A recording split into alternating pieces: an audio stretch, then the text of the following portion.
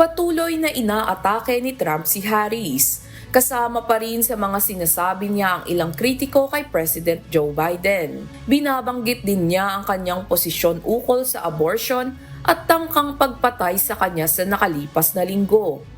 Sinabi ni Amar Musa, ang tagapagsalita sa kampanya ni Harris, na wala ng pagkakaisa kay Trump at nagbabalik na ang kanyang walang pinatutunguhang mga pagsasalita.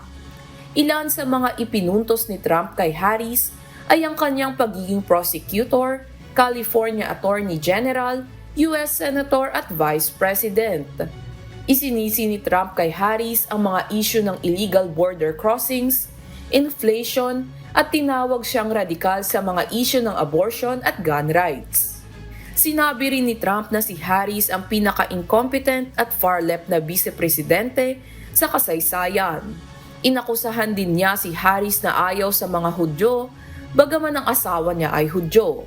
Planong patuloy na isisi ni Trump ang mga polisiya ni Biden kay Harris. Sinabi din nitong kaya umalis si Biden ay dahil natatalo na ito.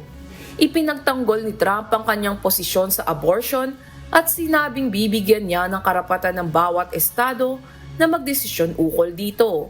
Daryl Angeles, humahataw sa Balita Ngayon.